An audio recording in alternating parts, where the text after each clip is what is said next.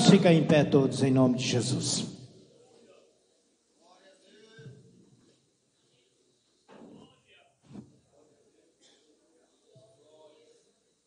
Eu quero saudar o povo de Deus com a paz do Senhor Jesus.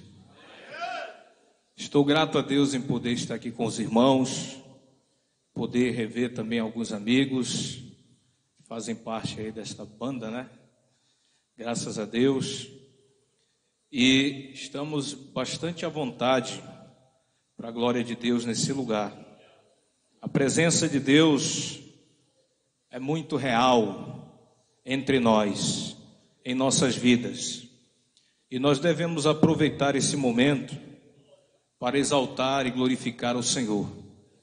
Porque só Ele é digno de toda honra, glória, louvor, adoração, desde agora e para sempre. Quero desde já agradecer o convite que o pastor presidente da igreja nos fez, né?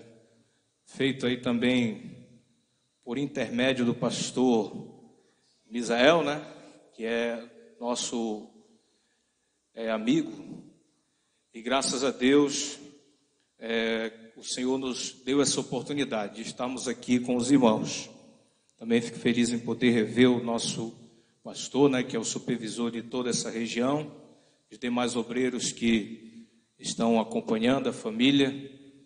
Desde já eu quero agradecer a recepção dos irmãos, dos obreiros da igreja, e sei que o Senhor falará conosco, amém? Só quero dizer algo aqui para os irmãos, que eu só estou pregando, irmãos, porque Deus tem me dado graça mesmo. Mas eu falei aqui para o pastor, eu tenho um problema no pulmão. Então, quando muda de tempo assim, o negócio pega, né? E eu não vou negar para os irmãos, eu estou sentindo uma dor na minha costa aqui no pulmão. Mas o pastor disse, não, Deus vai te dar graça, né? E eu disse para Jesus, porque eu fui para o médico, e o médico disse que não era para me pregar mais. Disse que proibiu, né? Eu disse, não, vou pregar. E se Deus quiser me curar, né, Ele vai me curar. Se Ele não me curar, eu morro pregando. Mas eu não vou parar de pregar. Amém? Então, creio que o Senhor nos dará graça mais uma vez esta noite. E estaremos aqui realizando a obra de Deus e fazendo aquilo que o Senhor nos ordenou. Meus amados, eu trouxe aí algumas apostilas, antes de ler a palavra, né? Quero falar isso aí. E esse é um material que não é da minha autoria, não foi eu que fiz, tá? Essa é a primeira observação. São materiais que nós vamos adquirindo de colegas, né, de amigos do ministério, outros materiais que estão também disponíveis aí de domínio público, né, na internet. E eu resolvi, né, trazer para os irmãos por um valor, né, que vai caber no seu bolso e vai lhe ajudar na sua vida espiritual. Então, nós temos materiais aí relacionados à família, não são muitas, né? Também de liderança e tem de outros temas, né? Temas diversos.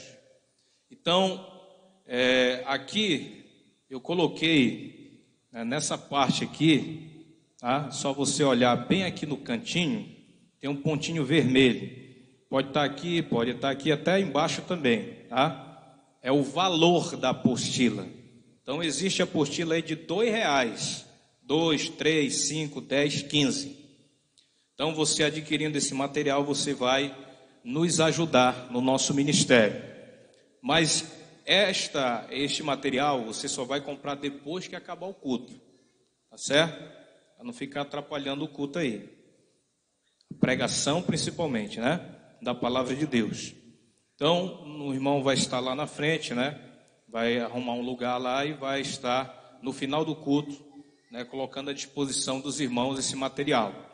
Então, eu quero até chamar o irmão que está responsável para vir buscar essa apostila aqui, né? Pode deixar dentro.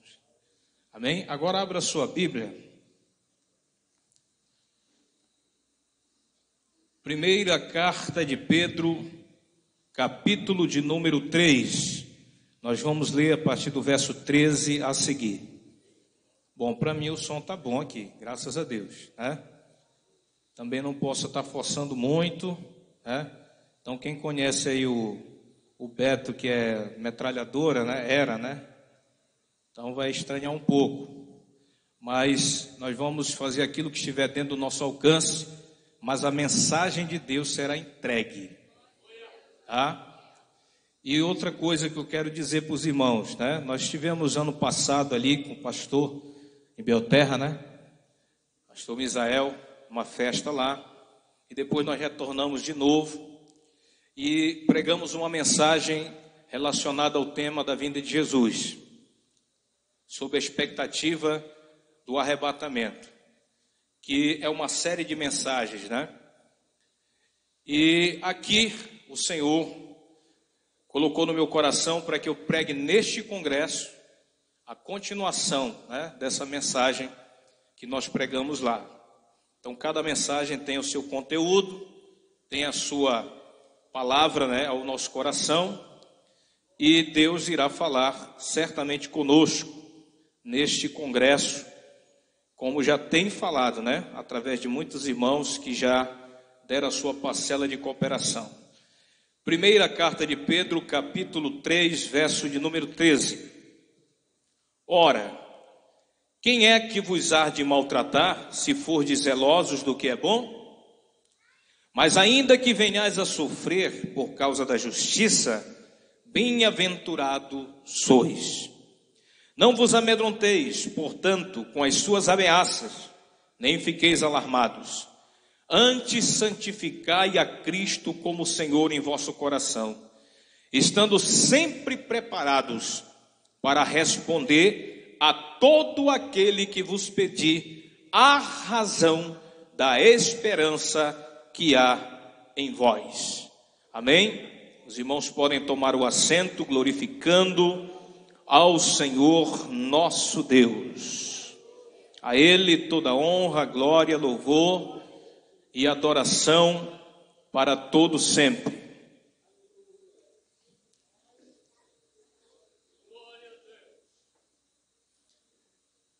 Essa epístola, ela é conhecida como a epístola que foi destinada aos forasteiros da dispersão.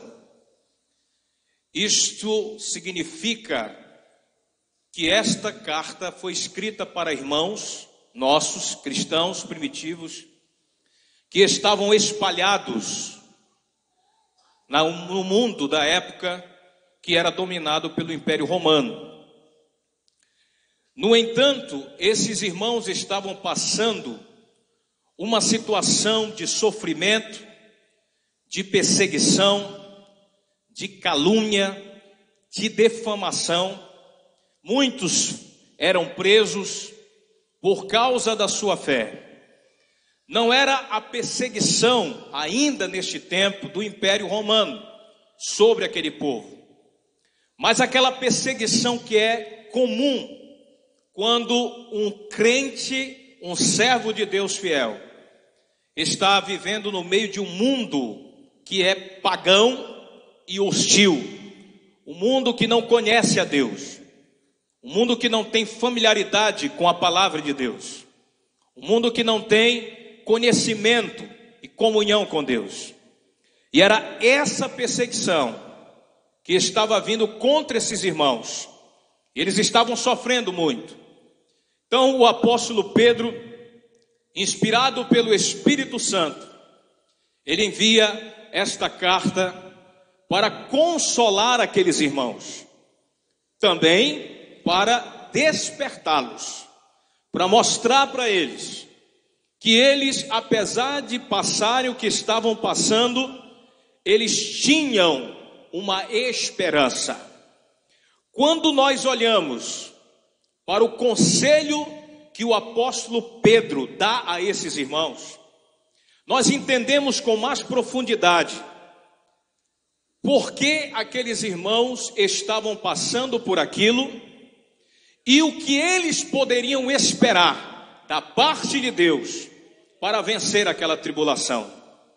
Porque aqui existe duas palavras que é o segredo para se entender esse texto, essa passagem. A primeira palavra é a palavra razão. E a segunda palavra é a palavra esperança. Razão aqui tem também o sentido de um motivo ou um fundamento. Porque aqueles irmãos que estavam sofrendo, eles tinham um fundamento, um alicerce, uma base poderosa, firme, inabalável, que eles estavam sobre ela.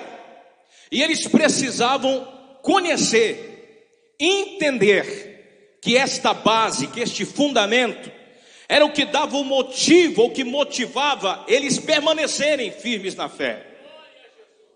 Então o apóstolo estava dizendo para eles: vocês têm razão da esperança que há em vocês, porque vocês estão firmados sobre um alicerce, sobre um fundamento, sobre uma base que é inabalável. Vocês precisam reconhecer isso, porque reconhecendo isso, vocês têm motivo de estar acima dessas tribulações, acima dessas perseguições, acima dessa aflição, acima deste sofrimento. Então ele estava mostrando que havia esperança para vencer as lutas do tempo presente. No entanto, ele faz isso usando a palavra razão. Vocês têm razão de estar acima da tribulação, porque vocês estão firmados na rocha que é Cristo, num fundamento inabalável. Mas ele vai usar outra palavra, que é a palavra esperança. E aqui ela tem duas aplicações. A primeira aplicação é a aplicação para o presente, e a segunda aplicação é a aplicação para o futuro. A aplicação para o presente, porque ele estava dizendo: vocês têm esperança de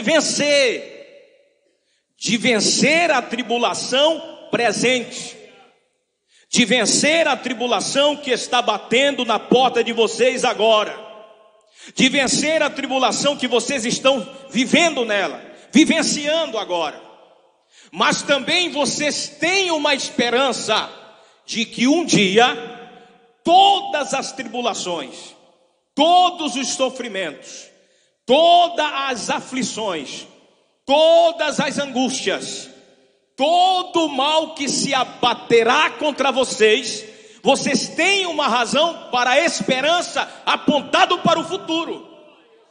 Porque um dia, quando o Senhor voltar, tudo isso vai acabar. Toda perseguição, toda calúnia, toda difamação, todo sofrimento, todo mal que se abate contra o povo de Deus, cessará no dia da volta de Jesus. Então o apóstolo Pedro estava ensinando para eles que eles tinham razão da esperança que havia neles em dois sentidos. Primeiro, porque eles tinham um alicerce firme e inabalável, portanto eles podiam estar acima daquela tribulação. Isso apontando para a esperança de vencer as tribulações no presente, mas também mostrando uma outra coisa importante, que eles não só iam vencer aquelas tribulações do presente, mas eles também um dia ficariam completamente livres dessas tribulações. E isto se daria quando, meus amados, meus queridos? Exatamente no momento em que Jesus voltar, exatamente no momento em que Jesus vier para arrebatar a sua igreja, exatamente no momento em que Jesus voltar para levar o seu povo para estar, como a palavra de Deus diz, para sempre com o Senhor. Quando você entende isso, quando você entende o que Pedro está dizendo, explicando, confortando aqueles irmãos, ensinando aqueles irmãos, você consegue a partir daqui responder a seguinte pergunta: por que eu creio no arrebatamento? Ou, para usar o termo do tema da festa, por que eu creio que Jesus está voltando? Porque eu creio que Jesus vai voltar. Porque eu acredito que um dia Jesus vem buscar a igreja. Porque eu prego sobre isso. Porque eu ensino sobre isso. Porque eu aguardo esse momento. E a resposta simples é: porque nós temos esperança, não só que aponta para o presente, onde nós vamos vencer todas as lutas do tempo presente, mas temos esperança que aponta para o futuro, quando Jesus voltar para vir buscar a sua igreja. Mas se hoje alguém chegasse com você e fizesse a seguinte pergunta: por que você crê no arrebatamento? Qual seria a resposta que você daria a esta pessoa? Nós já temos aqui uma resposta. Nós cremos no arrebatamento porque temos uma esperança que aponta para o futuro, para aquilo que ainda vai acontecer, onde cessará todo o mal contra o povo de Deus, e este povo de Deus estará com o Senhor.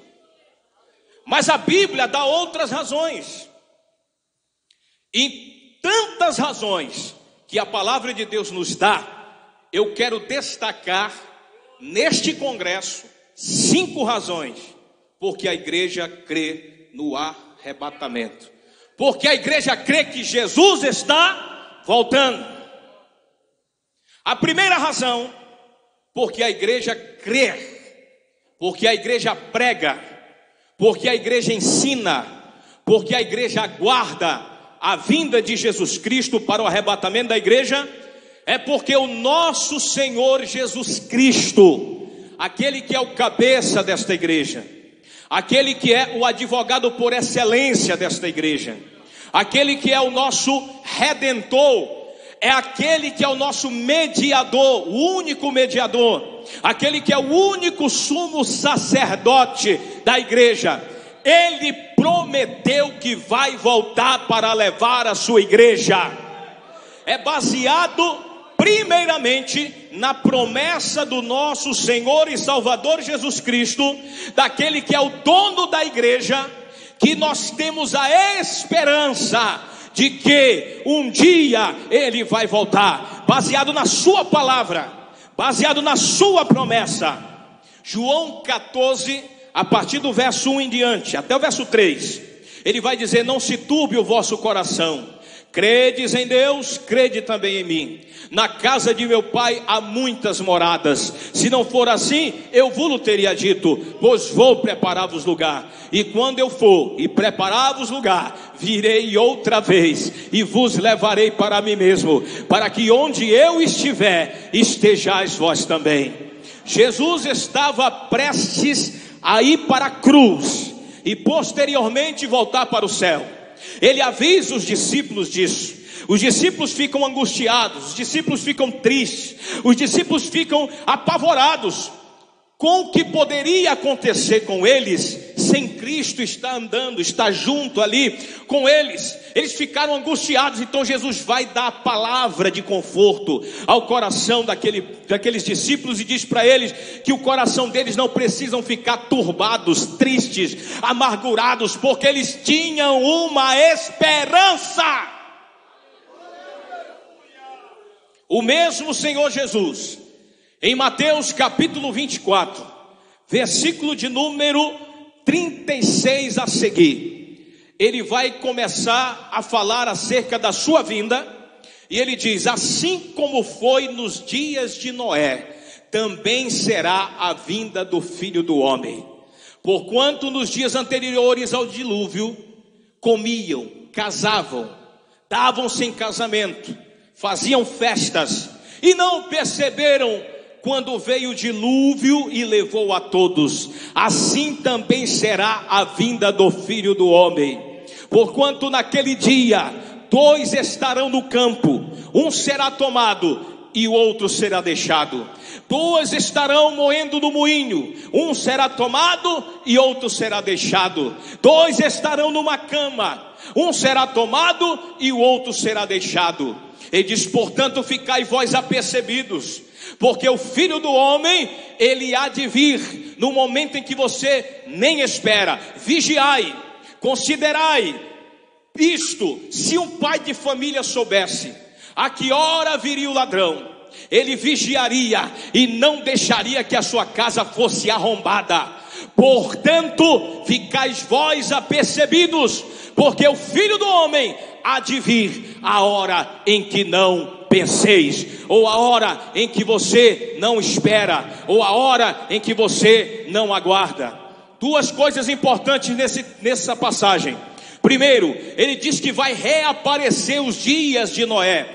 Antes da sua vinda, haverá um reaparecimento dos dias de Noé. Quando você olha para Gênesis capítulo 6, você vê 3 características dos dias de Noé. A primeira característica é que os dias de Noé eram dias de pecado, que os homens tinham um coração mau, que os dias de Noé eram dias em que os homens tinham um pensamento completamente mau. A segunda característica dos dias de Noé é que os dias de Noé, ele tinha um meio de escape, tinha uma forma de escapar, que era a arca.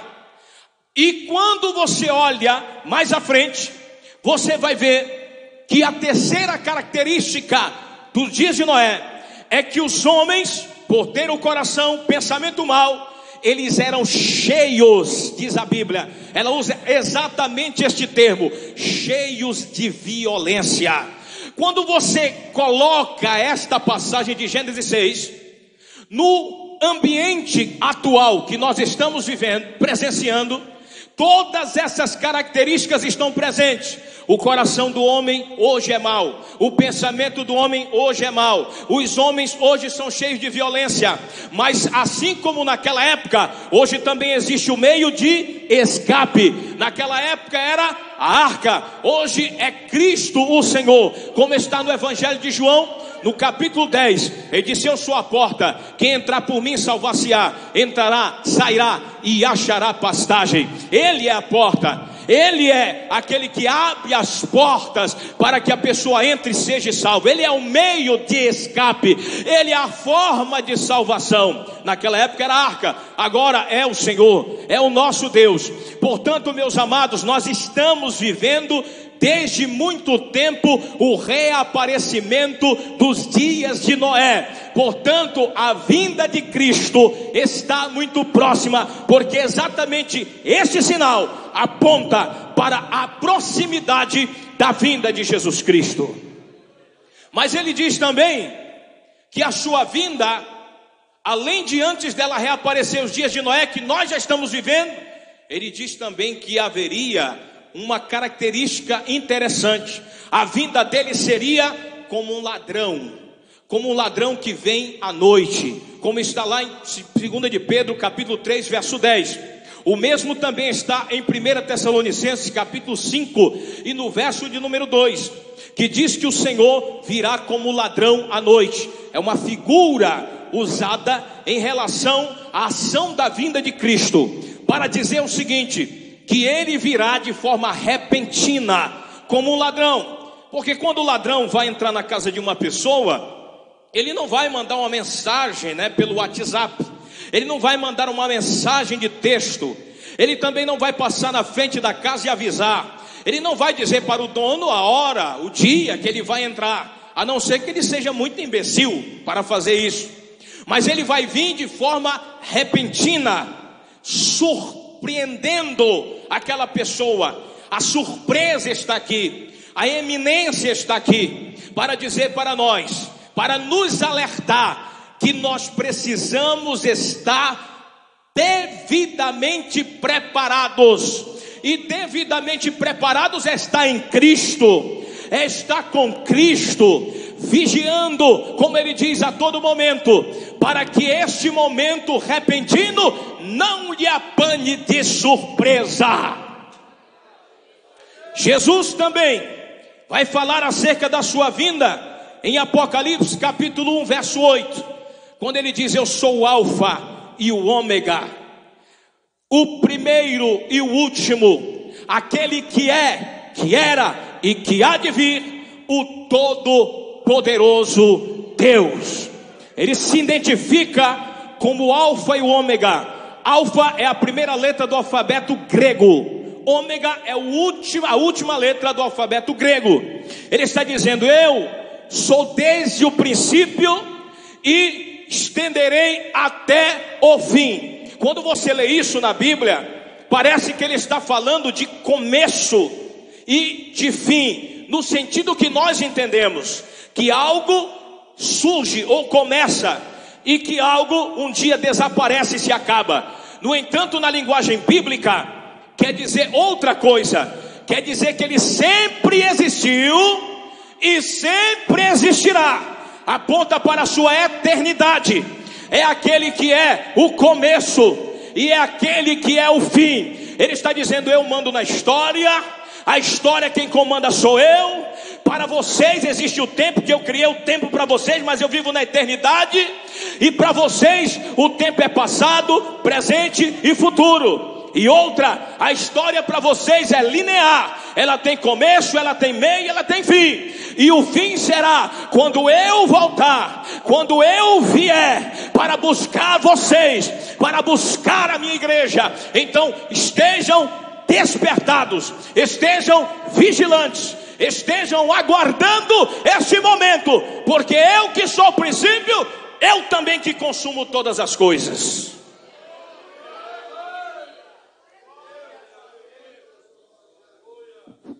Apocalipse capítulo 3 verso 11. Novamente Jesus vai falar acerca da sua vinda. E ele chega com uma palavra muito poderosa, objetiva, e diz: eis que venho sem demora. Guarda o que tens, para que ninguém tome a tua coroa. Ele está falando da coroa no sentido não de salvação, mas de galardão, que será o presente que Deus vai dar. Além de Deus nos salvar de graça, além de Ele nos dar a salvação, a vida eterna, o perdão dos pecados, Ele ainda vai nos galardoar no final. E aqueles que fizeram as obras de qualidade, quando o Senhor voltar para levar esse servo dele, esta serva dele, ele receberá galardão. Não é para uma espécie de salvação. No entanto, ele vai receber uma recompensa pela sua vida de fidelidade aqui na terra. Ele não é salvo por causa disso, porque a salvação não é por obras. A salvação é pela graça por meio da fé em Cristo Jesus. No entanto, o galardão, ele é conquistado pela sua vida, pelo que você faz, pelo serviço prestado a Deus, pela vida de qualidade, de fidelidade, de lealdade a Deus que você vive aqui na terra. E além dele nos salvar, nos dará um presente, nos dará o galardão. E ele está dizendo aqui: guarda o que você tem, para que ninguém tome a tua coroa. Fique firme na fé, faça obras de qualidade, obras que são incentivadas, estimuladas pelo Espírito Santo, porque assim você receberá galardão. Não desvie o seu foco, mas busque você tesouros que não estejam aqui na terra, e não acumule ele aqui, mas acumule no céu, acumule na glória, porque lá traça a ferrugem e o ladrão não roubam e nem destroem. Apocalipse capítulo de número 22, verso de número 12. Novamente ele está falando sobre o galardão. Ele diz: eis que cedo venho, e comigo trago o galardão que tenho para dar, para retribuir a cada um segundo as suas obras. Novamente ele está reafirmando que vai voltar e vai trazer um presente para aqueles que realmente serão salvos, para aqueles que irão subir para se encontrar com o Senhor nos ares e estar para sempre com Ele. Apocalipse capítulo 22 verso 20. Novamente Jesus está falando sobre a sua vinda, e ele diz: eis que cedo venho. Aquele que dá testemunho dessas coisas diz: eis que cedo venho. Ele está novamente dizendo: eu estou vindo, eu estou vindo, estou voltando. Mas o que me chama a atenção é a resposta da pessoa que ouviu as palavras de Jesus. Qual é a resposta dele? A resposta é: Maranata, ora vem Senhor Jesus. Quando eu leio essas palavras, quando eu vejo isso, eu passo a me perguntar: será que nós podemos fazer ou responder da mesma forma que João respondeu para o Senhor? Será que quando nós ouvimos a mensagem que Jesus vai voltar, quando nós ouvimos a mensagem que Jesus está voltando, quando nós ouvimos a mensagem acerca da sua vinda, do seu arrebatamento, quando ele diz: cedo vem, eu estou vindo, eu venho sem demora, será que nós temos a mesma reação de João? Será que nós estamos realmente desejosos, ansiosos, dizendo: então vem, Senhor? Ou será que a nossa atitude é: Senhor, não vem ainda não, porque eu não estou preparado. Senhor, não vem ainda não, porque eu quero fechar aquele negoção que eu não consegui fechar. Senhor, ainda não venha, porque eu quero adquirir aquele carro que eu ainda não conquistei. Senhor, não venha, porque eu quero terminar minha faculdade. Senhor, não venha ainda, porque eu estou em pecado e quero continuar pecando. Ou então será que nós estamos respondendo: Senhor, venha, pode vir, e aquele irmãozinho, aquele lá vai se arrebentar. Venha, Senhor, venha, que aquele irmão ali vai se arrebentar, ele vai se lascar, na linguagem do Nordeste. Ele vai se lascar. Eu quero que ele se arrebente mesmo, quero que ele se lasque mesmo. Então venha, Senhor, eu estou preparado para a tua vinda. Mas eu sei que aquele irmão ali, ele é desmantelado. Venha, que eu quero que ele se arrebente. Será que a nossa resposta é igual a de João? Ora vem, Senhor Jesus, destituído de tudo isso que eu falei. Porque ele estava dizendo isso, não era porque ele queria que o irmãozinho ficasse. Ele estava dizendo isso, não era porque ele estava se sentindo o maior de todos, o mais preparado de todos, mas é porque ele sabia o Deus que ele servia. E ele sabia também como ele estava na presença de Deus. Ele sabia que ele estava em Cristo, que ele era salvo, que ele era justificado, que ele era liberto, que ele era servo de Deus, que ele tinha comunhão com Deus e que Jesus podia voltar. Então eu pergunto para você esta noite, e essa pergunta vem primeiro para mim: será que nós podemos responder ao Senhor quando diz que está voltando da mesma forma que João? Ele está dizendo: eis que cedo vem, eis que eu estou voltando, eu venho sem demora. Será que nós podemos dizer como João: ora vem Jesus, Maranata, Maranata, Maranata, ora vem Senhor Jesus?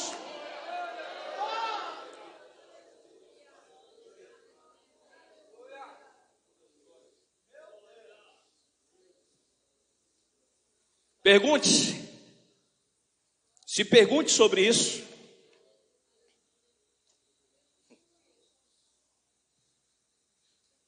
Pregação para mim, irmãos, é ensino da palavra. Se ela não te ensinar nada, não é pregação. Se você sair de um culto onde você disse que ouviu uma pregação e você não aprendeu nada, não te ensinou nada, não é exposição da palavra. Por isso eu estou gostando muito que os irmãos estão atenciosos olhando para mim. Isto aqui não tem preço. Continue desta forma, porque Deus tem mais coisa para nós aqui, através da sua palavra.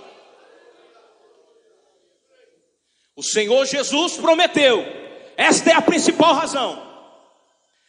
No entanto, existe uma maneira de nós aprofundarmos mais ainda esse entendimento e firmarmos mais ainda a nossa fé nesta promessa, que é a principal razão porque a igreja crê na volta de Jesus, por causa da promessa que Jesus fez. E qual é a forma de fundamentar mais isso? De firmar mais ainda a nossa fé nesta promessa? É conhecendo a natureza de quem prometeu.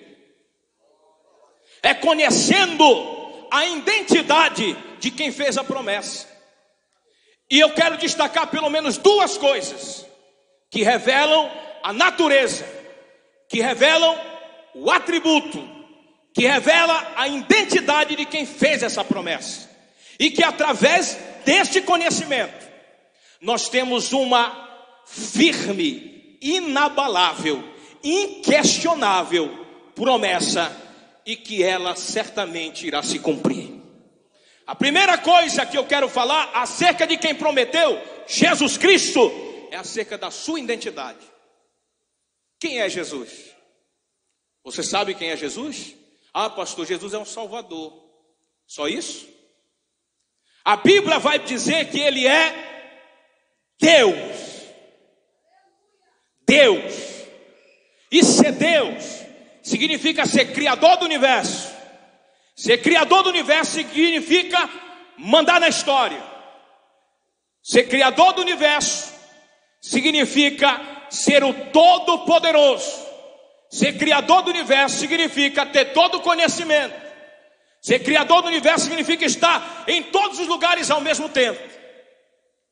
No entanto, a Bíblia, desde o Antigo Testamento, vai descortinar para nós a identidade de Cristo. A Bíblia diz em Isaías capítulo 7, versículo de número 14, a promessa acerca do Messias que haveria de vir. E o profeta Isaías começa a dizer: eis que o Senhor está dizendo que a virgem conceberá, e ela dará luz a um filho, e o seu nome será chamado Emanuel. Quando você abre as páginas do Novo Testamento, em Mateus capítulo 1, verso 22 e 23, você vai encontrar esta promessa sendo cumprida na vida da Virgem Maria. Quando o anjo Gabriel se apresenta para ela, diz que ela é agraciada por Deus, e diz que dela iria nascer o Salvador, que é Cristo o Senhor, que seria gerado pelo poder do Espírito Santo no seu ventre, e o nome dele seria chamado Emanuel, que quer dizer Deus conosco. É a palavra que significa Deus dentro do pó, ou Deus dentro do barro, ou Deus dentro do homem, ou Deus entre os homens. Este texto, esta profecia, que foi profetizada mais de 700 anos antes da vinda de Jesus, apontava para a identidade de Cristo, para a sua natureza, que Ele é Deus, mas é um Deus que estaria conosco, imanente no nosso meio, agindo para salvar os pecadores e levá-los ao arrependimento. Isaías capítulo 9, verso de número 6, outra profecia acerca de Jesus Cristo. Ele vai dizer: um menino nos nasceu, um filho se nos deu, o governo está sobre os seus ombros, e o seu nome será chamado Maravilhoso, Conselheiro, Deus Forte. Preste atenção: Deus Forte, Pai da eternidade e Príncipe da paz. Olha essas características: Pai eterno, Ele é o Pai da eternidade, Ele é o maravilhoso, Ele é o conselheiro, Ele é o Deus forte. Mais uma profecia relacionada à pessoa de Cristo, que mostra a sua identidade e a sua natureza. Ele é Deus, e é Deus forte. Miqueias capítulo 5, verso de número 2, fala da origem de Cristo vindo de Belém de Judá, mas também vai dizer que a sua origem, ela é desde a eternidade, ou seja, Ele é eterno. Ele na verdade nunca teve começo e jamais terá fim. Por quê? Porque Ele tem um atributo que só o próprio Deus pode ter: eternidade, que é não ter começo e também não ter fim. Isto é ser eterno. Alguém disse que eternidade seria parecido como alguém que vai medir o tempo e vai dizer o seguinte: eternidade é como se fosse o presente sem o passado e sem o futuro. É como se fosse o hoje sem o ontem e sem o amanhã. Essa dimensão você, nós não conhecemos. Nós não sabemos o que é isso, porque nós não somos Deus. Só Deus experimenta isso. Nós não, estamos limitados ao tempo, ao espaço, à matéria. Estamos limitados ao passado, presente e futuro. Mas Ele não, Ele é eterno. Por isso a Bíblia diz aqui que Ele é o que tem a sua origem desde os tempos da eternidade. Portanto, um atributo eterno que é focado em Cristo Senhor. É uma promessa acerca do Messias também. João capítulo 1, verso de número 1 a 3 diz que no princípio era o Verbo, e o Verbo estava com Deus, e o Verbo era Deus. Ele estava no princípio com Deus. Todas as coisas foram feitas por intermédio dele, e sem ele nada do que foi feito se fez. A palavra verbo na língua original grega do Novo Testamento é logos, que aqui tem um sentido de expressão de Deus. Jesus, ele é a expressão de Deus. Ele é Deus verbalizado na terra. Quando a Bíblia diz no princípio era o Verbo, está se referindo a Jesus Cristo. Ou seja, ele é desde a eternidade, e ele estava desde a eternidade com o Pai, e ele era Deus. Ele é o próprio Deus. E diz mais: tudo que existe foi criado por ele. Novamente, só pode ser Deus se criar, ou só pode ser criador se for Deus.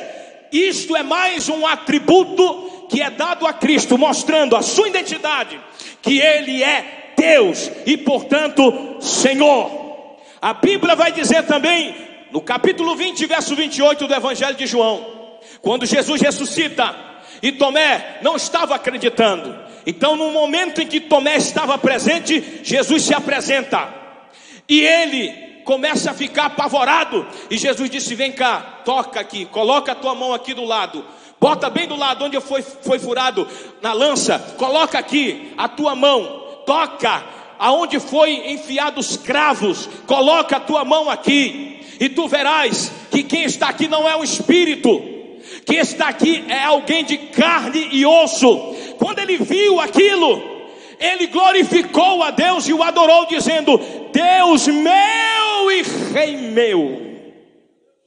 Essas palavras declaram a divindade de Cristo, declara que ele é o próprio Deus, que ele é o Senhor de todas as coisas.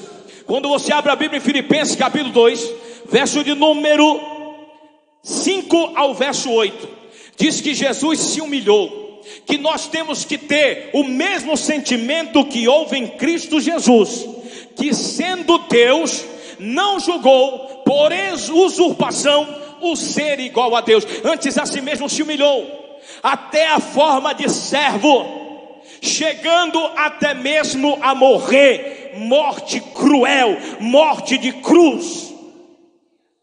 Quando a Bíblia diz que ele, mesmo sendo Deus, não julgou por usurpação o ser igual a Deus, está dizendo que ele, mesmo sendo Deus, ele não usou a sua divindade para benefício próprio, mas ele fez isso para salvar eu, você, pecadores, e levá-los à vida eterna e ao arrependimento.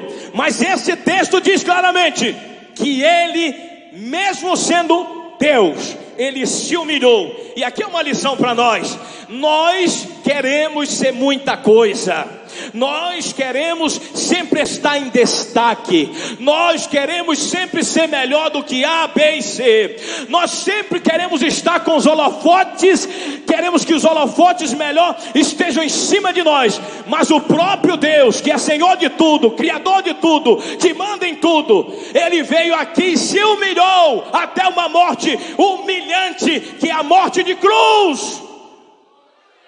E nós queremos ser alguma coisa. Só isso aqui dá uma mensagem, meu. Colossenses capítulo 1, verso de número 15 a 17 diz que Jesus é a imagem do Deus invisível, o primogênito de toda a criação, porque nele foram criadas todas as coisas, as que estão no céu, as que estão na terra, quer principados, quer potestades, as coisas invisíveis e as coisas visíveis, tudo foi criado por meio dele, para ele. Ele é antes de todas as coisas e nele tudo subsiste. Este texto é muito importante, porque tanto fala que ele é o Criador, portanto identifica que ele é Deus, porque só Deus pode criar, como esse texto também vai mostrar que Jesus Cristo, ele é o único que pode revelar a Trindade, ou seja, ele é o único que pode revelar a divindade, porque é a única pessoa da Trindade que assumiu corpo e natureza humana. Deus só pode ser visto por meio de Cristo, como João capítulo 1 verso 18 vai dizer, que ninguém jamais viu a Deus, mas o Filho, que vai dizer a Bíblia, o Deus unigênito, que estava no seio do Pai, foi quem o revelou. Aleluia!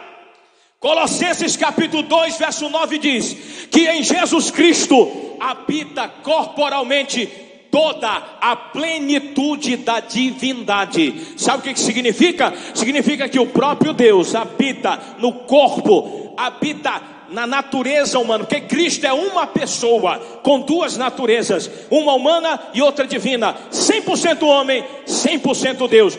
Neste único Senhor, nesta única pessoa que tem duas naturezas, habita corporalmente o próprio Deus. A plenitude da divindade está dentro dele, está nele, habita nele, portanto ele é o próprio Deus homem.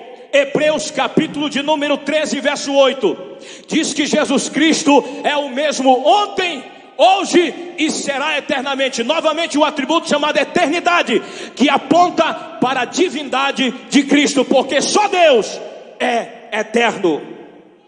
1 João 5 verso 20, a última parte do versículo diz que Jesus Cristo é o verdadeiro Deus e a vida eterna. Apocalipse capítulo 1 verso 8, passagem já citada, diz que ele é o alfa e o ômega, aquele que há de vir, o todo poderoso Deus. O que significa aqui ser todo poderoso? Significa ter o atributo chamado onipotência, que é ter todo o poder, portanto mais uma vez apontando para a sua onipotência e portanto um atributo que só Deus tem, identificando o Senhor Jesus com o próprio Deus. Apocalipse 22 verso 13 de novo vai dizer: eu sou o alfa e o ômega, o primeiro e o último, o princípio e o fim. Ou seja, ele está novamente apontando para a sua eternidade, atributo que só Deus tem. Quando nós olhamos para a identidade de Jesus, quando nós olhamos para quem Jesus é, quando nós entendemos a natureza de Cristo, que é a natureza divina, que é o próprio Deus, nós entendemos uma coisa: nada pode impedir ele de cumprir as suas promessas. Nada pode impedir ele de cumprir a promessa do arrebatamento da igreja. Por quê? Porque ele é todo poderoso. Se ele é todo poderoso porque é Deus, não existe obstáculo, não existe barreira, não existe nada que possa ficar diante dele e se colocar de pé diante dele e dizer: por aqui você não passa, aqui você não entra, aqui as coisas não acontecem, porque ele vai quebrando tudo, vai destruindo tudo, porque ele é dono de tudo, ele é todo poderoso e ele é poderoso para cumprir a sua palavra. E por ser aquele que é Deus, ele é poderoso para quebrar todas as barreiras e cumprir as suas promessas. Jó 42 verso 2, Jó vai dizer, depois que passa toda aquela tribulação, ele vai dizer: bem sei que tudo podes, e nenhum dos teus planos podem ser frustrados. Tudo pode, tudo aqui é tudo mesmo, nada fica fora deste tudo. Ele pode tudo porque ele é Deus. Os planos dele não podem ser frustrados. Os planos dele não podem ser destruídos. aquilo que ele disse vai se cumprir, porque ele tem poder para cumprir a sua palavra. Portanto, quando você olha para a divindade de Cristo, para a sua natureza divina, a confiança ela cresce mais ainda. A confiança na promessa fica mais inabalável ainda, porque você sabe que aquele que te prometeu é o dono de tudo, é o Todo-Poderoso, e ele tem poder, ele tem autoridade, ele tem a força necessária para cumprir cada uma das suas promessas, inclusive a promessa incondicional, que é a vinda de Jesus para arrebatar a sua igreja.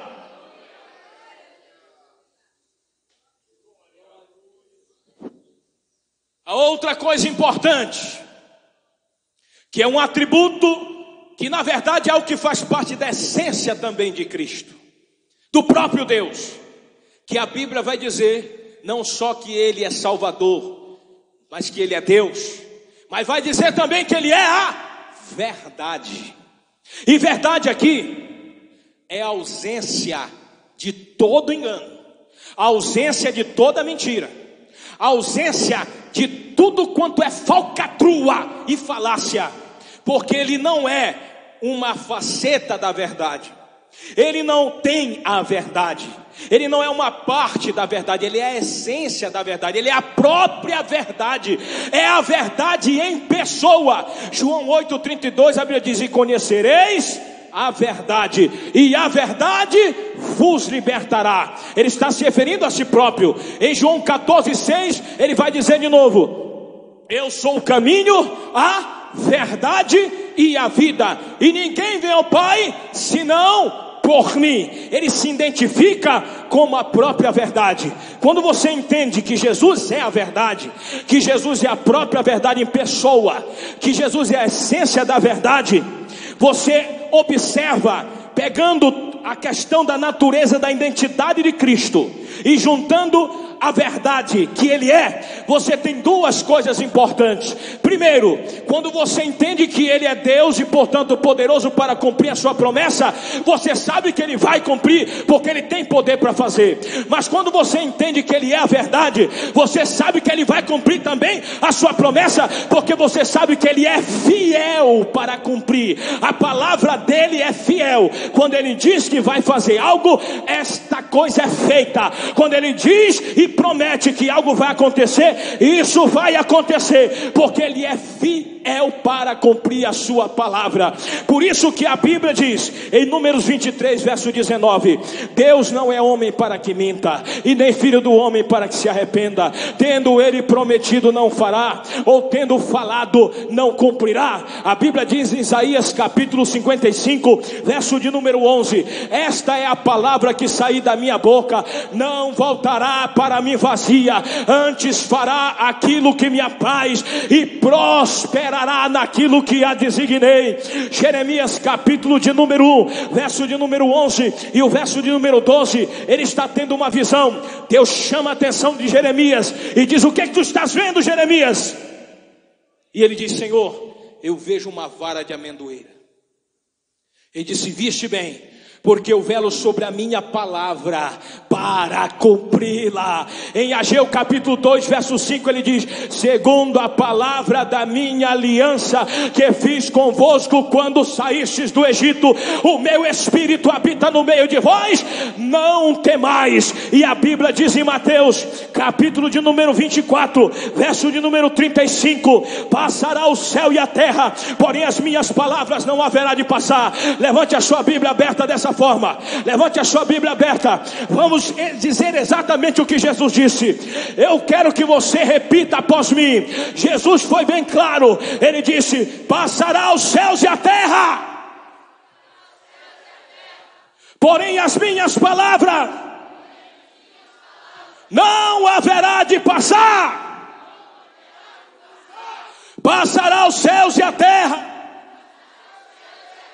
porém as minhas palavras não haverá de passar. Passará o céu, passará a terra, mas a minha palavra vai se cumprir, porque Ele é Deus, e por ser Deus é todo poderoso, e nada é impossível para Ele, e por ser a verdade, Ele é fiel para cumprir as suas promessas. Portanto, é simplesmente impossível que Ele seja impedido, porque Ele é todo poderoso, e Ele deixe de cumprir a promessa, porque Ele é fiel. Por isso, esse é o principal motivo, ou a principal razão, porque a igreja crê na volta de Jesus para arrebatar a ela. Por quê? Porque Jesus prometeu, e é poderoso para cumprir, e é fiel também para cumprir a sua palavra. Fique em pé.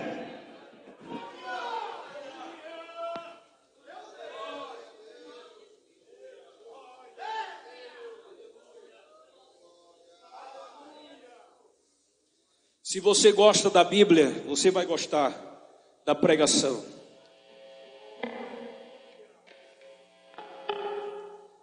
Eu disse em oração a Deus: Senhor, há um tempo atrás, Senhor, a partir de hoje, eu só vou pregar aquilo que é central para a fé cristã. A partir de hoje, Senhor, eu quero pregar só aquilo que é doutrina central para a tua fé, para a fé cristã, melhor. Porque o que nós estamos vendo por aí é uma distorção da verdade. Pessoas com supostas revelações na internet, relacionadas à vinda de Jesus, mas quando nós pegamos, observamos, vamos fazer uma avaliação dessas supostas revelações e visões, pastores, não passa pelo crivo das Escrituras. A igreja evangélica tem que voltar a um pilar importantíssimo da reforma protestante. Amanhã, 31 de outubro, é o aniversário de 504 anos, se eu não me engano, da reforma protestante. É a nossa origem. Nós viemos de lá. Nós, evangélicos protestantes, viemos de lá. Sabe qual é o pilar? Sola Escritura, um termo latino. É uma frase latina que significa: somente as Escrituras é a nossa regra de fé e prática. Você quer saber quando Jesus vai voltar? Você não vai saber quando Ele vai voltar, mas você vai saber como Ele vai voltar. Você quer saber como vai ser a vinda de Jesus? Você quer saber a doutrina acerca da vinda dEle? Está aqui, meu querido. Está aqui. Não é preciso estar correndo atrás de revelação, visão, profecia, que são falsas, porque nada tem a ver com a palavra de Deus. É aqui na palavra de Deus, é na exposição do texto bíblico, que você vai encontrar a resposta que você precisa sobre os assuntos principais e centrais da nossa fé, que é a fé cristã. E eu quero dizer que vocês estão de parabéns, porque vocês ouviram atentamente a palavra de Deus. E quando nós ouvimos atentamente a palavra de Deus, há resultado, há edificação, e o Senhor opera nas nossas vidas. Eu quero fazer uma oração antes de entregar esse microfone. Nós estamos começando a festa. Eu já disse para os irmãos a limitação que eu tenho. No entanto, eu vou fazer a obra completa nesta noite, o serviço que Deus mandou completo. E o serviço é pregar a palavra e orar. Primeiramente por alguém que quer voltar para Jesus, para alguém que quer entregar sua vida a Cristo. Volte para Jesus antes de Jesus voltar. Você não sabe quando Jesus vai voltar, então volte agora. Entregue a sua vida a Cristo, porque Jesus está voltando. O arrebatamento da igreja, a vinda de Cristo é real. Jesus que prometeu, e Ele é poderoso e fiel para cumprir a sua palavra. Tem alguém nessa noite para entregar a vida a Jesus? Tem alguém nessa noite para colocar a sua vida diante de Deus, se reconciliar com Deus, voltar para a casa do Pai? Jesus está pronto para receber você esta noite. Eu quero que a igreja levante as mãos para o céu. Você, meu irmão, que entendeu essa palavra, você que entendeu essa mensagem, eu vou fazer uma oração agora. Se você realmente estava atento, ouvindo a mensagem, entendeu a mensagem, Deus falou com você nessa mensagem, eu não tenho nenhuma dúvida que você vai sentir o toque de Deus na sua vida aí. Com as mãos levantadas bem alta para o céu, em sinal de rendição a Ele. Ó soberano e eterno Deus, Deus de Abraão, Deus de Isaac, Deus de Jacó, esta noite, ó Senhor, a tua palavra foi pregada, a tua palavra foi ministrada, a tua palavra foi entregue a teu povo, a tua igreja, nesse lugar. Agora, Senhor, aquele que está sensível a ti, aquele que está sensível ao teu Espírito, aquele que veio aqui para ouvir a tua voz e ouviu e foi edificado, Senhor, que ele saia daqui nesta noite tocado pelo teu poder, tocado pelo teu Espírito. Andalaba sunde kovanaba shandalaba canchone pecou, andalaba sunde cantaraba shombe candaba, andalabia sunde kovanebia charaba. Recebe agora, meu irmão, o poder de Deus na tua vida. Te alegra pela tua salvação, te alegra pelo perdão dos pecados, te alegra pela vida eterna, te alegra porque Jesus te escolheu, te alegra porque você é eleito de Deus, te alegra porque você foi alcançado pela graça. Embalaba, xandalaba, convaná. Uraba canta laba suri me canta laba sunde me canta laba cai andaraba naga sompenebia canta laba sunde cofanebia. Vai adorando, vai adorando, vai adorando, vai adorando, vai adorando. Enquanto você adora, o Senhor vai te enchendo, o Senhor vai te tocando, o Senhor vai trabalhando na tua vida. Oh, nessa noite pega essa palavra, aleluia, coloca ela firmemente no teu coração. Essa noite saia daqui cheio da palavra, cheio da palavra, cheio da palavra.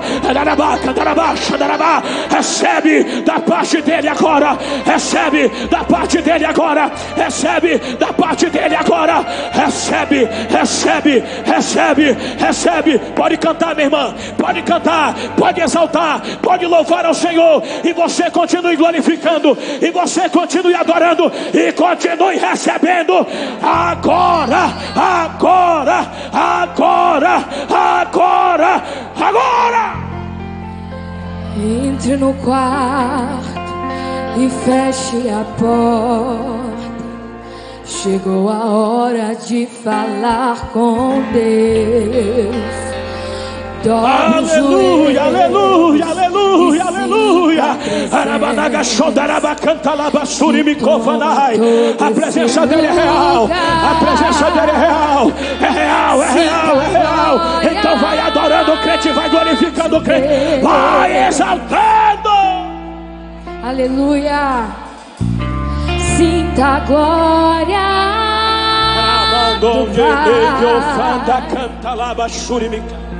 Aleluia. Essa irmã que está bem atrás de você, não se detém. Essa irmã que está se as lágrimas rolarem e as batidas do seu coração acelerarem, vai adorando, vai adorando, vai adorando, vai adorando, vai adorando da gente, o lugar que ninguém conhece mais. Ele viu e sabe curar. Ele viu e sabe o remédio para curar toda ferida. Jesus,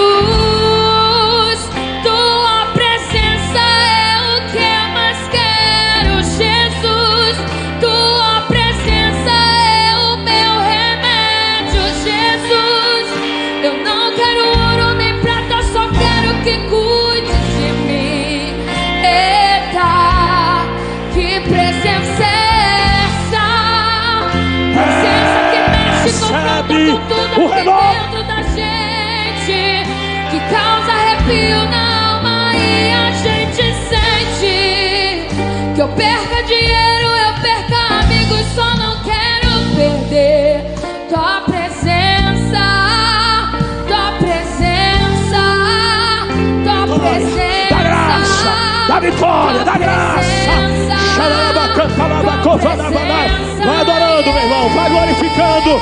Ele quer receber a tua adoração, Ele quer receber o teu louvor, Ele quer receber a tua glorificação, Ele quer receber a exaltação da tua boca nesta noite. Não se detenha se as lágrimas rolarem, Churaba, canta, lava, o seu coração acelerar. A vitória, meu Pai, em nome de Jesus. E o teu filho só, Senhor, saiam daqui. Ele viu e sabe curar. Ele viu e sabe o remédio pra curar toda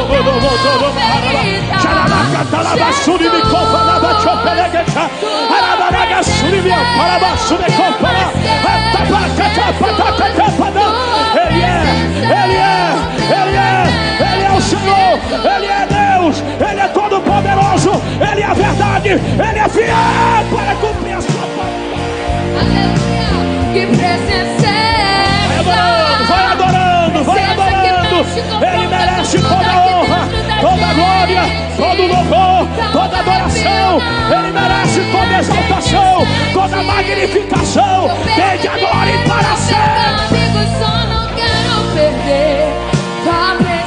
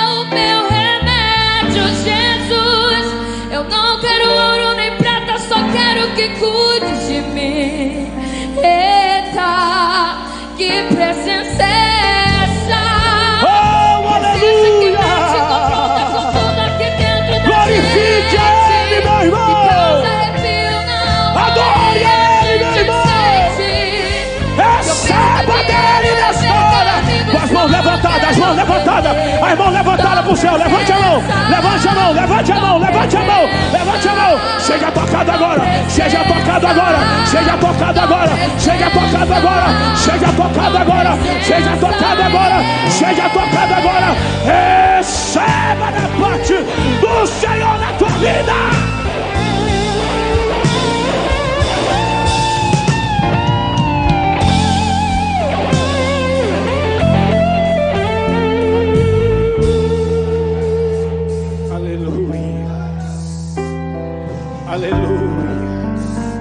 Continua adorando, continua adorando. Não saia sem receber a sua bênção.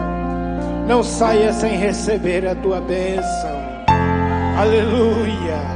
Continua adorando, continua adorando. O Senhor tem o melhor para você. Aleluia. Aleluia. Aleluia. Aleluia. Glórias a Deus. Aleluia. Glórias a Deus. Aleluias. Glórias a Deus. Aleluias. Glórias a Deus. Aleluia, Jesus. Deus está aqui nesse lugar. Deus está aqui nas nossas vidas. Você não precisa de pregador para sentir a presença de Deus. Você não precisa da oração do pregador para sentir o poder de Deus, que o Espírito de Deus já está em você, habita em você, mora em você. Então você só tem que dar espaço para Ele alegrar você, para você sentir o poder dEle, para Ele fazer algo na sua vida. Ele está tocando em pessoas aqui de forma específica. Eu quero que você que diz: pastor, eu não tenho convicção que se Jesus voltar agora, eu não tenho convicção que eu vou subir com Ele, que eu vou ser salvo. Vem para cá para frente agora. Vem, meu irmão, seja sincero, saia do seu lugar e vem aqui agora. Eu quero orar por você. Se você não vir, eu vou orar assim mesmo. Eu vou orar assim mesmo. Então saia do seu lugar. Você que diz: pastor, eu não tenho convicção. Eu não tenho convicção que se Jesus voltar agora, eu vou subir com Ele, eu vou ser arrebatado. Venha para cá, eu vou orar por você. Se você não vier, eu vou orar assim mesmo. Porque Deus, Ele está mandando eu fazer essa oração aqui nesse lugar. Agora eu que estou chamando você. Deus não mandou lhe chamar, eu que estou lhe chamando. Agora que Ele mandou foi eu orar por você. Se você quiser sair daí e vir aqui à frente, eu vou orar por você agora. Se você não vir, eu vou orar assim mesmo. Levante as mãos para o céu.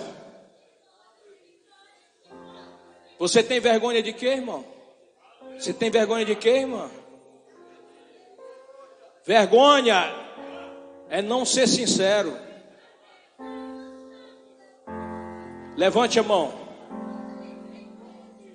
Isso aqui é só uma bronca, mas Deus vai te abençoar. Levante a mão para o céu. Senhor Deus, eterno Pai, Teus servos, ó Deus, que estão aqui neste lugar, mas que porventura, Senhor, eles não têm a convicção de que se o Senhor voltar agora, hoje, eles sobem contigo.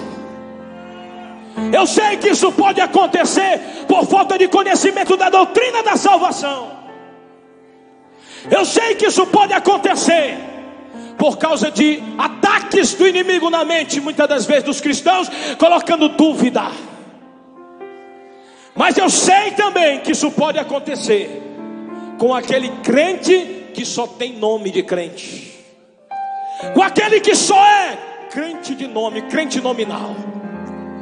Então agora o Espírito Santo de Deus vai trabalhando no coração, vai trabalhando na mente, vai trabalhando no mais profundo da alma, no mais profundo do Espírito, e começa a trazer a convicção. Aquele que não é convertido, que se converta. Aquele pai que não tem o conhecimento da doutrina da salvação, mas é um crente salvo, que ele procure, coloca o desejo do coração dele, para ele procurar entender, conhecer a tua palavra, o que ela diz acerca da salvação. E aquele que está sob o ataque do inimigo na sua mente, colocando dúvida acerca da vida eterna da salvação, que sai agora todo esse mal, em nome de Jesus. E que os teus filhos, que o teu povo, que os teus servos saiam deste lugar convictos da salvação, convictos daquele que os salvou, convictos da vida eterna, convictos que se o Senhor voltar agora, eles vão subir para se encontrar com o Senhor e estar para sempre contigo. Adore, adore, adore, louve, exalte, glorifique ao Senhor. Aleluias, aleluias. Podeis assentar. Me dê só um minutinho para me passar os avisos. Estamos já finalizando. Glórias a Deus.